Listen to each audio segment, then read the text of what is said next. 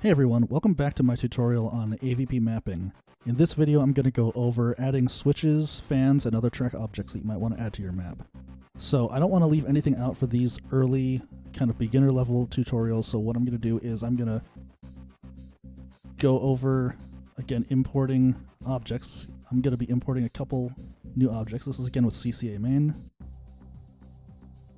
Go here, import from single, and I just have a couple more objects I want to import. One is this one here, and the other for this tutorial is going to be also in the same folder, fan. Alright, now that I've done that, we're going to be turning a piece of geometry into a switch. So this is going to follow from the last tutorial I made, which was on the platform lift, which was this thing right over here. Sorry, this one. Okay, so what we're going to want to do is have this be a switch that is pulled down by the player, and what it does is it causes the platform lift to become responsive. So what we're going to do is we're going to do the same thing that we did with the last tutorial. We're going to change the object type from module to placed, if it isn't already. Go here to object placement mode, and we are going to select it, and we're going to give it a track. Object, edit track. Edit end position, press F to turn it into fly mode, and then pull it down so you can set how far down it goes. This is pretty good. That's looking good. Okay, finish, end position, edit. Okay, and this is, well, let me add a sound here first. The sound is going to be this over here. Add switch. Turn off sound loops because I don't want the switch sound to loop. Change this range to 10-20. Okay, now that we've done that, we actually have to do something that we didn't have to do for the platform lift. Because platform lifts have, they just all operate on the same speed. This is a track object, and we have a couple of things that we can change for the track object. One is over here for properties section, and one is track. Section is going to be the time for a section, and we're going to set this to 0.75. That's 0.75 seconds, and then you can play the track to see if that's a good time. Okay, that's a little slow, so let's stop track edit, change this to 0.25. Let's see if that's a little bit better and a little bit more real. That's a little fast, so let's go find something in between. 0.4. That'll be a little bit better. Okay, that's fine. The second thing is under track. These are some things that we're going to get into a bit more when we use other kinds of track objects. For right now, we're not going to be looping, and this is only going to be playing when we actually hit it, so we aren't going to select any of those. Okay, so now that we're done, we press escape, stop track edit, save. Now we're going to press tab, and this is yet another way to get to strategy mode. You just have to wait a second for it to be turned on to strategy mode. Now we're going to hit assign strategy for that thing selected, and then do multi-switch. Okay, so this is going to be basically what we just did was we created a switch, right? But it didn't do anything. What we're trying to do is we're trying to make this a switch that actually has some sort of function. So we're going to tie this, edit strategy, the target or the thing that it affects, click that, find it. What we're going to do is we're going to select lift and then press return when finished, like it says over here. And we're good. Now we have to set this to not operate. If you remember from the last video, we had this functioning from the start, but we're going to turn that off. We're going to turn this to starts disabled. So now it's not going to work until we hit this switch. Okay, we're going to save. By the way, when you're in object placement mode, like what we are here, and we hit tab, it's exactly the same thing as going to strategy data and then doing normal. Okay, now we're going to test this in-game and see if it works.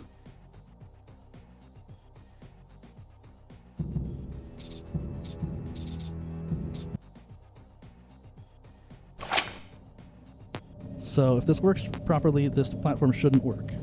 Okay, so it's disabled, starts disabled.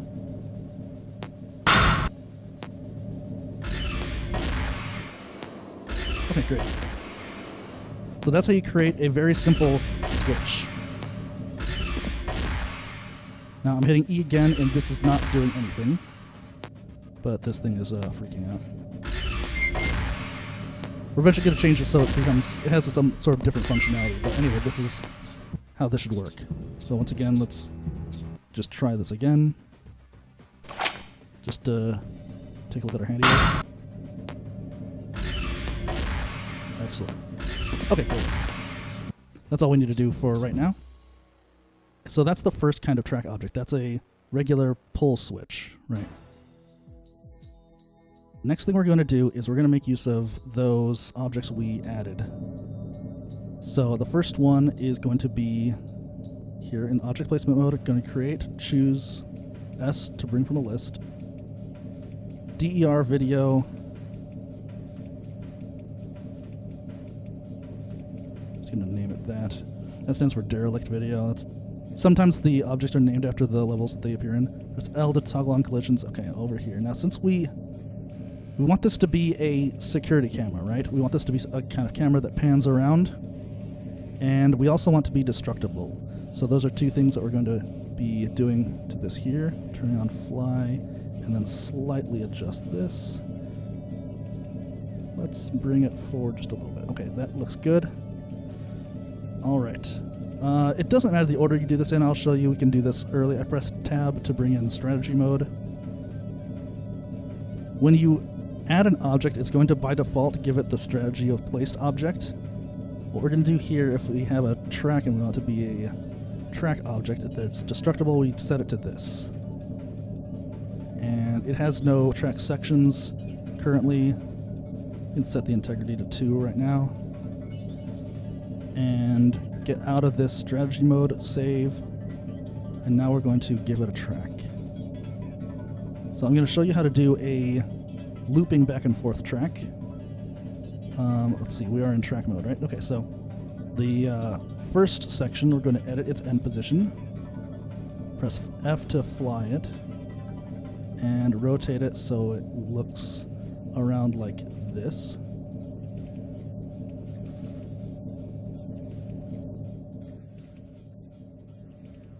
Now this isn't the best because you can see that the base itself is changing, but we're gonna do is we're gonna make this move so slow that you're not even gonna notice it. Okay, finish end position, and this time we're going to change the section so it's 30 seconds long.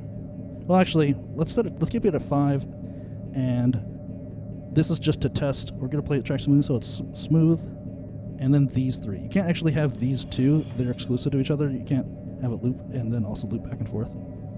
Anyway. So let's see how this plays out. So this is what it would look like if it were at 5 seconds. Here, and then it's going to loop back and forth. So it basically just goes through that animation in reverse, and it loops like that. Okay. We're going to set its section to 30 seconds long. And it's going to be really slow. Okay, we don't have to watch the whole thing. Alright, and then this is going to be destructible. Now, it's only possible to make track objects destructible in single player mode. So in multiplayer, this thing is going to be invincible. That's just a feature with the game. Okay, so that's the first object. The other one we want to do is, I want to show you how fans work. So we're going to create a fan.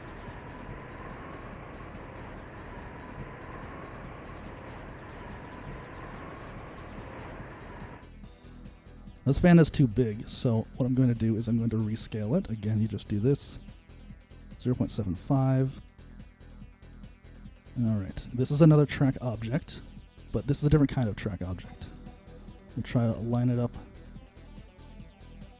in this little cave area over here. It's moving a little slow, so I'll speed that up a little bit. Okay. Alright. I'm going to press tab to get to strategy mode, and we're going to turn this into a fan. Okay, assign strategy fan. It's going to ask you these parameters over here. These two at the top don't matter in my experience. This one at the bottom does. This is how much force it's going to, the wind is going to have. Now, positive numbers are going to suck you in, and negative numbers are going to push you out. So we're just going to experiment with this and set it to -10. So that way, it's not a lot of force, but when you go over here, it's going to kind of push you out. Okay, but this thing has no track yet. So I'm going to exit out of strategy mode. Save. Say yes. Edit track. Now over here we have to make 4 sections. So I'm going to do this. Edit end position. F to make it fly. And this is how I do fans. I kind of line it up like this so that it moves a quarter of the way at a time. Press F. Finish end position. Add section. Move it. F to turn that off. Finish end position. Add section. F. Same thing one more time. Well, this is the 3rd time. Finish end position. Last time here. Add section. F. And now it's basically back at the start here. Okay, end position. All right. So if we play the track, by default it's going to give it 5 seconds per section, so it's quite slow looking, but it looks pretty good. Okay, so we're going to do that. Properties. If you're going to hide your fan, it doesn't matter how long the sections are, but we're here just to make it look nice. We're going to edit these sections to 0.5 seconds.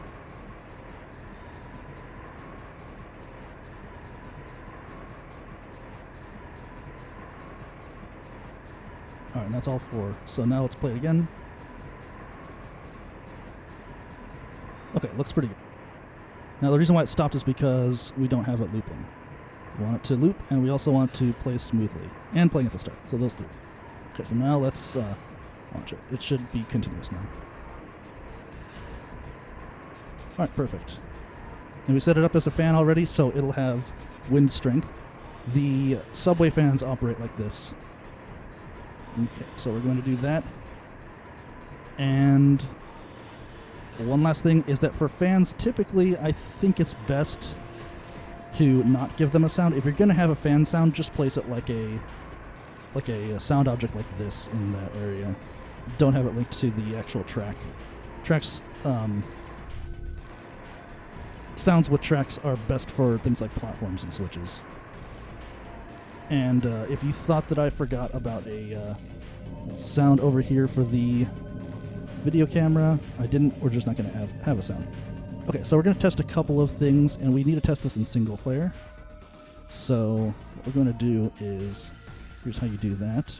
I'm going to test it as the Marine, put it in the regular AvP Riffs folder, change its name to Derelict, and then we're going to launch it through the first Marine mission.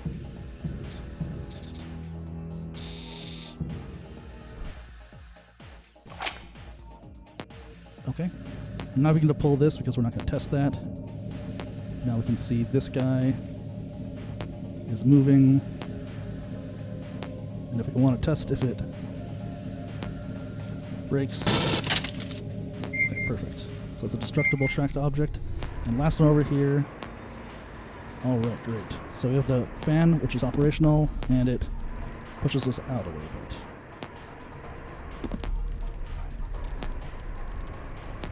If you're wondering why the screen went black over here, it's just because of the lighting thing that I mentioned earlier. So it's nothing to worry about. All right.